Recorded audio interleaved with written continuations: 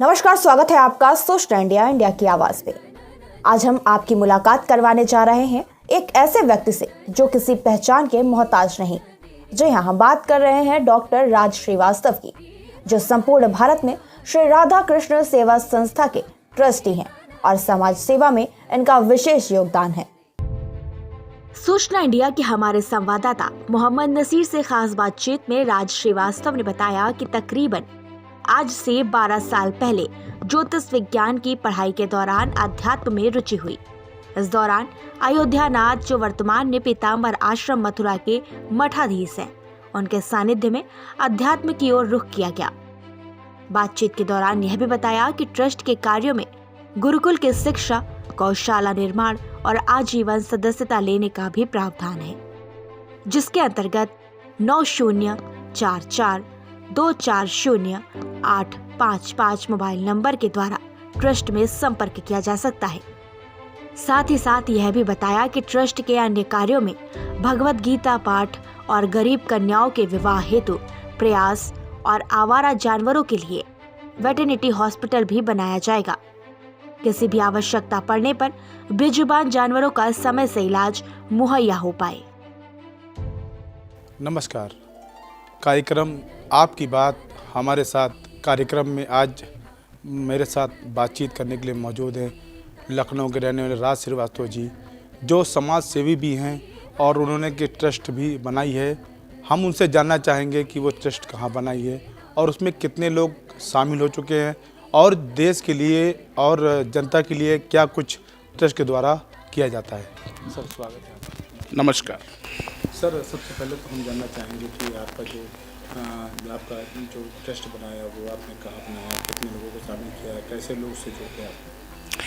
Trust जो है, जो हमने ट्रस्ट का रजिस्टर्ड कराया है, ट्रस्ट का नाम है श्री राधा कृष्ण सेवा संस्थान श्रीधाम वृंदावन।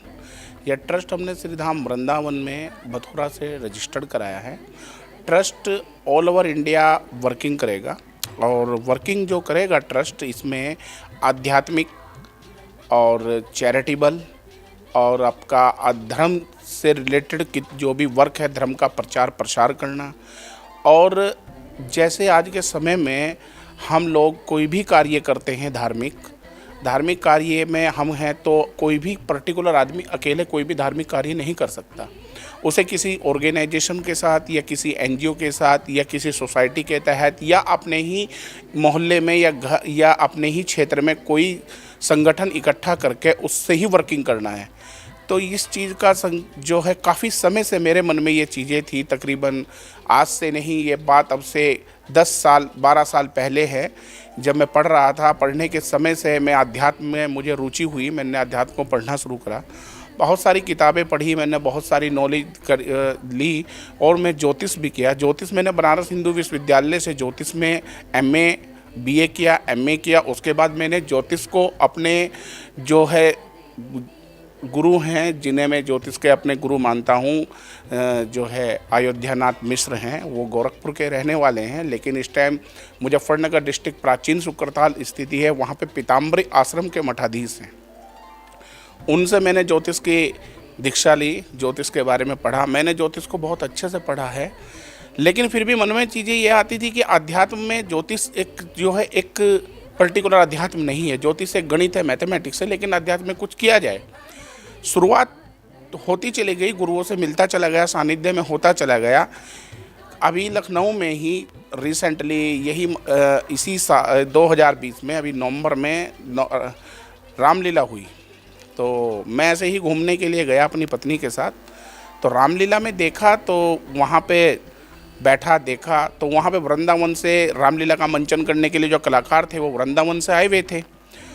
उनसे बातचीत हुई तो वहाँ पे हमें दोनों को प्रभु श्री रामचंद्र जी के स्वयंवर का कन्यादान करने का सौभाग्य प्राप्त हुआ। उस कन्यादान करने से जब हमने वो किया तो हमने रामलीला को देखा। 2 दिन हम गए। तीसरे दिन जो व्यास जी थे, जो वहाँ रामलीला मंचन में जो व्यास जी थे कर रहे थे, उनका नाम हरिओम दास जी महाराज श्रीधाम वृंदावन से हैं।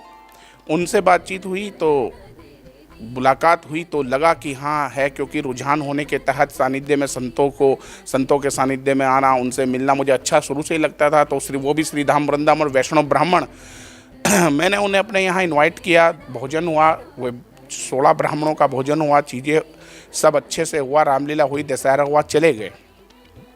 फिर मैं दीपावली के बाद वृंदावन गया। वृंदावन जाने के बाद मैं वहाँ मिला, वृंदावन रहा, क्योंकि वृंदावन के बारे में बोला जाता है कि आप दुनिया के कितने भी धाम तीर्थ कर लो, जिसने श्रीधाम वृंदावन की यात्रा ना की हो, बांके बिहारी के दर्शन ना किए हों, तो उसका सारे धाम करना बेकार है। ये सुना भी था, ये पता भी था, मन में जिज्ञासा भी थी, लेकिन ईश्वर की कृपा ऐसी हुई कि मैं वृंदावन चला गया। मैं अपने पत्नी के साथ, बच्चों के साथ श्रीधाम वृंदावन यात्रा में दीपावली से नेक्स्ट अगले दिन शुरू की। गया, वहाँ पे गुरुजी मिले, आश्रम में रुके, आश्रम में वहाँ रहे, बांके बिहारी जी के दर्शन करे, निधिवन के दर्शन करे, और तमाम जो वहाँ पे मंदिर हैं जो प्रमुख हैं, क्योंकि कहते हैं कि श्रीधाम वृंदावन वो धाम है जहाँ साक्षात ठाकुर जी और साक्षात प्रभु विराजमान हैं। ये हुआ, इसकी अनुभूति हुई। वहीं पे बाबा नीम करोली बाबा का आश्रम है। बाबा नीम करोली का मैं जो है कैंची धाम से 2.5-3 साल से रेगुलर उनके सानिध्य में रहा हूँ। उनके परम भक्त हैं, मेरे परिवार पे उनकी विशेष कृपा है, उनकी समाधि के दर्शन हुए। वहाँ से आने के बाद मन में एक अलग सा जिज्ञासा हो गई। एक दिन महाराज जी से बात हुई, महाराज जी कहने लगे कि भाई अध्यात्म में आप हैं, चीज़ें हैं, तो क्या आप आगे बढ़ना है? मैंने कहा गुरुजी आगे बढ़ना है, कुछ करना है। ऐसे ही अचानक बैठे तो उन्होंने कहा तुम भागवत करा लीजिए।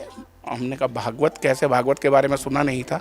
संकल्प हो गया, चीज़ें होगी, भागवत को शुरुआत करी, लेकिन भागवत के पास जो है लेने का अभी कोई ज्ञान नहीं था, अनभिज्ञ था कि भागवत होती क्या है, चीज़ें हैं। हम और मेरी धर्मपत्नी, हम दोनों ने भागवत को शुरुआत करी, दोनों ने कार्ड विजिटिंग, बच्चे साथ में जो है शुरुआत हुई, चलते रहे, करते रहे, पूरा सहयोग, पूरी चीज़ें, पूरा सब धीरे धीरे ये पब्लिक जुड़ती चली गई। आशियाना में सेक्टर चिरंजीव भारती स्कूल के सामने ही हमने यहीं पे भागवत को कराया है। अभी पिछले 25 दिसंबर से भागवत शुरू हुई, और जो भागवत व्यास हैं हरिओम दास जी महाराज वही आए, भागवत हुई।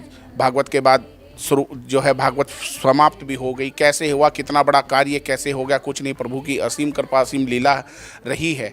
और इसमें विशेष सहयोग और मुझे बल और सारी चीज़ें हनुमान जी की कृपा रही है। लेकिन सामाजिक स्तर से लेके और हर चीज़ में मुझे आगे बढ़ाने के लिए मेरी पत्नी का विशेष सहयोग रहा, क्योंकि उन्होंने ही बहुत, मन कभी उदास हो जाता था, कभी प्रयास निष्फल हो जाते थे, तो मेरी पत्नी ने मुझे बल भी दिया और मेरे साथ कंधे से कंधा मिलाकर, कदम से कदम मिलाकर हम दोनों ने इस भागवत को पूर्ण रूपेण जो है हुआ। 25 दिसंबर से हुआ, 31 दिसंबर में भागवत खत्म हुई। 1 जनवरी को 2022 में विशाल भंडारे का आयोजन हुआ।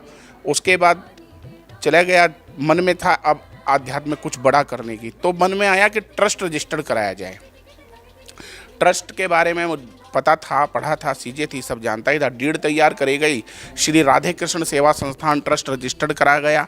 और ट्रस्ट का जो मेन उद्देश्य है वो यही है कि इस ट्रस्ट में मुझे समस्त आध्यात्मिक काम, समस्त धार्मिक काम, धर्म का प्रचार प्रसार करना, गुरुकुल, स्कूल, विद्यालय, इंस्टीट्यूट, विश्वविद्यालयों की स्थापना करना, भागवत, रामायण, हनुमान चालीसा या धर्म के जितने भी कार्य हैं, धर्म से रिलेटेड मंदिरों की स्थापना करना, देवालयों की स्थापना करना, ये अनाथालय खोलना, वृद्धा आश्रम खोलना, गौ सेवालय खोलना, गौशालाएँ बनाना, गौशालाएँ जो है चलाना, गौशालाओं में जो गायें, गौ माता हमारी इधर उधर भटकती हैं, छोड़ देते हैं, बीमार रहती हैं, उन्हें सबको बुलाना, इकट्ठा करना और उन्हें संचित रूप से उनका इलाज, उनका चारा, उनका खान पान की व्यवस्था करना, जो गौशाला में होता है वही सब प्रकल्प इसमें शुरू किए जा रहे हैं। ट्रस्ट को रजिस्टर्ड करवा दिया है। इस ट्रस्ट में मेरे साथ में परम पूज्य स्वामी श्री हरिओम दास जी महाराज अध्यक्ष हैं। मैं उसमें डायरेक्टर, प्रबंधक और मेन ट्रस्टी हूँ। मेरा नाम राज श्रीवास्तव, और उसमें मंजुलता श्रीवास्तव मेरी मिसेज हैं, वो कोषाध्यक्ष में हैं। और अभी हम इस ट्रस्ट में, हमने अभी इसमें मेंबरशिप है, जिसमें 3 साल के मेंबर, 5 साल के लिए मेंबर और आजीवन ट्रस्टी। आजीवन ट्रस्टी जो होंगे वो हमारे ट्रस्ट में आजीवन रहेंगे। उनकी सहमति से, उनकी सम्मति से उन मीटिंग ऑर्गेनाइज होगी। जो भी कोई नया डिसीजन लिया जाएगा, जो भी कोई नई चीज़ें होंगी, जो भी डिसीजन बनाया जाएगा या जो भी हम ट्रस्ट के अंदर कार्य करेंगे, वो अध्यक्ष जी की अध्यक्षता में होते हुए समस्त जो ट्रस्टी मेंबर आजीवन होंगे उनकी सहमति के लेते हुए उस कार्य को शुरू किया जाएगा। जी, कैसे आपके मन में बात आई कि हमको एक ट्रस्ट बनाना चाहिए, हमको जो है घोषित करना चाहिए, ये सब कैसे मन में आई और कैसे आपने इसकी शुरुआत की? मन में ये ऐसे आई है कि काफ़ी समय में, जैसे पहले भी बोला हूँ कि अध्यात्म में मेरे ज्योतिष से रिलेटेड है और मन में आया तो ऑर्गेनाइजेशन काफ़ी समय पहले, अभी 2004-05 में मैं एक समिति चलाता था। उस समिति में हम एजुकेशन सेक्टर में काम करते थे। आज भी मैं एजुकेशन सेक्टर में काम करता हूँ, यूनिवर्सिटी में डायरेक्टर हूँ और RM एजुकेशन फाउंडेशन का मैं चेयरमैन हूँ। एजुकेशन से रिलेटेड वर्किंग करते हुए आज मुझे 12 साल कंप्लीट हो गए हैं। और लेकिन ट्रस्ट के मन में इसलिए आया कि एक सोसाइटी जो होती है, सोसाइटी हम सिर्फ एक स्टेट में, अगर यूपी से रजिस्टर्ड कराऊंगा तो उसका वर्किंग क्षेत्र उत्तर प्रदेश रहेगा। लव ट्रस्ट का वर्किंग क्षेत्र पूरा इंडिया होता है और मेरा जो सर्कल है, जो मेरा जो कार्य है या मेरी जो मुझसे जो लोग अभी एजुकेशन के माध्यम से जुड़े हैं वो ऑल ओवर इंडिया में हैं। मैं उन लोगों के सानिध्य से और एक ट्रस्ट के द्वारा ही मैं समाज की सेवा कर सकता हूं। अकेले मैं अपने बल पे समाज की सेवा कर नहीं सकता हूं और लोगों को अगर जोड़ना है, लोगों से मिलना है, पब्लिक को अपने साथ रखना है और पब्लिक से हमें चलना है, धर्म के कार्य करना है, सामाजिक कार्य करना है, तो हम एक ऑर्गेनाइजेशन के बैनर के नीचे ही कर सकते हैं। सिंपल हम नहीं कर सकते, अकेला कोई भी नहीं कर सकता, उसे एक ऑर्गेनाइजेशन की ज़रूरत होती है। इसलिए मन में आया कि कोई ऐसा ट्रस्ट बनाया जाए कि जिसमें लोगों को जोड़ा जाए और पब्लिक हमारे साथ जुड़े और सेवा होती रहे। जैसे अनाथ बच्चों के लिए एजुकेशन है, उसे मैं अकेला नहीं कर सकता हूँ, उसके लिए मुझे ऑर्गेनाइजेशन की ज़रूरत पड़ेगी, फंड की भी पड़ेगी, डोनेशन की भी ज़रूरत पड़ेगी और पैसे की भी ज़रूरत है। तो पैसा आज की डेट में बिना डोनेशन के, बिना चीज़, और डोनेशन आदमी वही देगा जिससे उसे लाभ होगा। और ट्रस्ट ऑर्गेनाइजेशन में डोनेशन आदमी तभी देता है जब उन्हें टैक्स में, इनकम टैक्स में, सेल टैक्स में रिबेट हो, इनकम टैक्स में। तो उसके लिए ATG 12G रिबेट रजिस्ट्रेशन चाहिएगा और ट्रस्ट की जो रसीद, डोनेशन की कोई रसीद देगा उससे उसे आयकर की धारा ATG 12G के तहत उन्हें छूट मिलेगी। उसके बाद जितने भी हम धार्मिक कार्य करें, जैसे श्रीमद् भागवत कथा में 25 दिसंबर से 31 दिसंबर तक जो कराई है वो मैंने अपना संकल्प अपने आप में और मेरी पत्नी दिन रात दौड़ के, पैदल घूम के, इस आशियाना में, इस लखनऊ में डोर टू डोर निमंत्रण दे करके 1 रुपया किसी से ना ही मांगा, ना ही 1 रुपये की किसी से कोई बात करी। जितना मेरे पास ईश्वर परमात्मा ने दिया था उसी में ही काम किया। करने वाले भगवान हैं, ईश्वर हैं, उन्होंने बहुत दिया और वो सारा हो गया। लेकिन अब आगे के जितने भी धार्मिक कार्य हैं वो बिना ट्रस्ट के और बिना लोगों के जोड़े के, बिना सहमति के, और सामाजिक कार्य जो हैं, आप भी जानते हैं कि सामाजिक कार्य बिना लोगों के, बिना टच के और बिना समाज के नहीं हो सकते। जी, एक सवाल मेरा है आपसे कि जैसे कि आपका ट्रस्ट जो है पूरे भारत के लिए काम करता है, कहीं ना कहीं गौशाला की बात भी कर रहे हैं, तो गौशाला की बात करते हैं तो गाय माता हमारी रोड पे आवारा घूमती हैं, कहीं ना कहीं एक्सीडेंट का शिकार होती हैं या लोग उससे एक्सीडेंट का शिकार होते हैं। क्या आपके ट्रस्ट उसके लिए भी क्या कोई काम करेगी? बिल्कुल करेगी। इसके लिए हमने अभी जो है अपने ट्रस्ट के तहत हमने प्लानिंग किया है कि जैसे गायें हैं तो मोस्टली क्या होता है कि गौशाले बहुत हैं, गौशालाओं में गायें सब रहती हैं, लेकिन सबसे बड़ी दिक्कत क्या हो रही है कि गौशाला में गाय रहती हैं लेकिन उनके उपचार की व्यवस्था नहीं हो पाती। हरे चारा हो गया, चारा खिला दिया, बीमार हो गई तो वहाँ पे मेडिकली उनमें मेडिकल के लिए डॉक्टर, पशुओं के डॉक्टर अवेलेबल नहीं हो पाते। हमने अपने ट्रस्ट के माध्यम से एक मुहिम शुरू कर रहे हैं कि जितने भी लावारिस गायें हैं या जितने भी लावारिस पशु हैं, उसमें गाय की बात नहीं कर रहा हूँ मैं, सभी की बात कर रहा हूँ, चाहे उसमें गाय हो, चाहे उसमें कोई भी जानवर पशु हो जो उससे रिलेटेड, उन्हें एक ट्रीटमेंट के तहत, जिसे हम दूसरे शब्दों में गौशाला में एक हॉस्पिटल की भी तैयारी कर रहे हैं, जिसे हम बोल सकते हैं वेटनरी हॉस्पिटल। वेटनरी हॉस्पिटल के तहत उसमें पशुओं के डॉक्टर होंगे, वो उनके उपचार प्रचार करेंगे। हमारी गाड़ी होगी, जो गाड़ी वहाँ से आएगी, सड़क पे कोई गाय बीमार है, सड़क पे कोई चीज़ें हैं, सड़क पे कोई गाय बीमार पड़ी है, अगर किसी को भी गाय बीमार दिखती है या किसी को भी गाय से रिलेटेड दिखता है कि ये बीमार है, ये बेचारी भूखी है या इसका कोई वारिस नहीं है या ये लावारिस है, तो वो हमारे ट्रस्ट से संपर्क कर सकता है।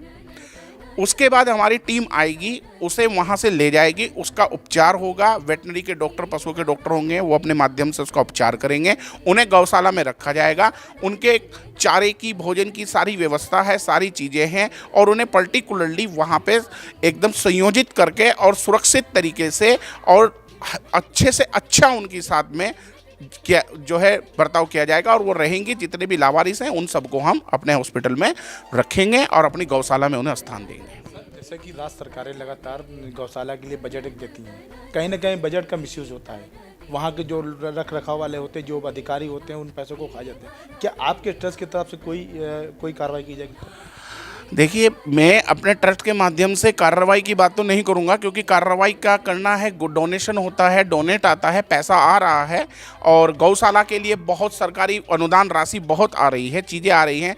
अब मिसयूज की बात तो ये है कि अपना किस फंड है, अपना फंड को किस तरह कौन ट्रस्ट कैसे इस्तेमाल कर रहा है, गौशाला में लगा रहा है या नहीं लगा रहा, वो अलग है। ये अलग विषय हो गया, इस पर मैं नहीं है। मैं सिर्फ अपने माध्यम से अपने ट्रस्ट में मेरे ट्रस्टी, मेरे मेंबर जितने जुड़े हैं, हम सब मिलकर जितना पैसा इकट्ठा कर रहे हैं डोनेशन के रूप में, हम उन्हें गाय की सेवा में, अनाथालयों में, वृद्धा आश्रम में और गरीब से गरीब कन्याओं की शादियों में, क्योंकि आज के समय में सबसे बड़े हमारे समाज में ये है कि शादी ब्याह के खर्च इतने हो गए हैं कि एक गरीब आदमी, एक बिल्कुल मजदूर या बहुत गरीब आदमी शादी नहीं कर पाता है, वो प्रॉब्लम है। उसमें हमारा ट्रस्ट सहयोग करेगा, और जहाँ तक होगा जो बहुत ही गरीब हैं, बिल्कुल हैं, तो सामूहिक विवाह का आयोजन किया जाएगा, जिसे मैं गरीब जोड़ों को जो है हमारे ट्रस्ट के अध्यक्ष जी और हमारे ट्रस्टी सब अपनी तरफ से उनका जो है पूरा खर्चा देंगे। खर्चा करने के बाद उनका कन्यादान होगा और उनकी विदाई, और उन्हें सम्मान जो है उन्हें समाज में बराबर हिस्सेदारी, बराबर का दर्जा समाज में दिया जाएगा। सर, क्या कोई टोल फ्री नंबर या कोई नंबर आपने जारी किया है इसके संपर्क करने के लिए? देखिए, अभी टोल फ्री नंबर जारी नहीं किया है, क्योंकि अभी स्टार्टिंग है, अभी हम लोगों का चल रहा है, लेकिन अभी इसमें एक पर्टिकुलरली नंबर जो है टोल फ्री नहीं है। मेरे अपना पर्सनल नंबर, कॉन्टैक्ट नंबर ही है 9044240855। इसी नंबर पे कॉल कर सकते हैं। कॉल करने के बाद हमारे ट्रस्ट में जो भी इस नंबर को ऑपरेट कर रहे हैं ऑपरेटर, वो आपसे कांटेक्ट करेंगे। आप अपनी समस्या, चाहे गौशाला से रिलेटेड समस्या हो, चाहे वो गाय, चाहे वो अनाथालय से रिलेटेड समस्या हो, चाहे वो वृद्धाश्रम से रिलेटेड समस्या हो, चाहे वो किसी धार्मिक आयोजन अनुष्ठान हो, भागवत, रामायण, रामलीला, हनुमान चालीसा, सुंदरकांड, रासलीला, राम कथा, शिव कथा, कोई भी आयोजन करना हो, तो हमारे यहाँ ये सब फैसिलिटी, ये सब चीज़ें हमारे यहाँ अवेलेबल है। तो ये थे हमारे साथ राज जी, जिन्होंने साफ तौर पे बताया कि अगर संपर्क करना हो तो उसके लिए कॉन्टैक्ट नंबर भी जारी किया। कहीं ना कहीं ये जनता के लिए एक अच्छी बात है कि कहीं ना कहीं जो भी सुविधा गरीब लड़कियों के लिए अगर शादी की ज़रूरत है, कुछ अनुदान की ज़रूरत है, तो उसके लिए राज जी का नंबर बिल्कुल उन्होंने बताया है, आपने भी सुना। कहीं ना कहीं ये आपके लिए एक अच्छी खबर है कि इस तरह का ट्रस्ट एक बना हुआ है जो पूरे भारत में काम कर रहा है, और ऐसे ट्रस्ट की हमें ज़रूरत है जो हमारे गरीब लोगों के काम आए। कैमरामैन अभिषेक के साथ मोहम्मद नसीर, सूचना इंडिया, लखनऊ। बोटा का MU4501 जिसमें है बैलेंसर शाफ्ट, एक ऐसी खास टेक्नोलॉजी जो